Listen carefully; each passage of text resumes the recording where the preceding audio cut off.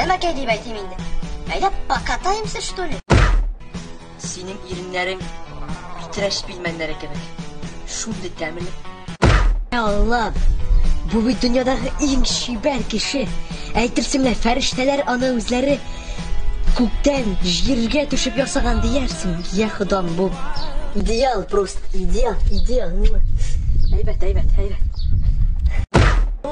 Сәлам, кызларым моторлары. Әуф, нинди чибәр кыз курың. Әйдә киттек Кукмарага. Анда минем бабай итеп баса. Какой красотка. Әйдә миңа ызбага кайтабызмы? Мин сиңа чәчәк бирәм, чәй итертсәм. Чынлап. Расif! Ağzında! Abay! Бар! Azile! Gel üstte! Ulan! Yirmi dolar!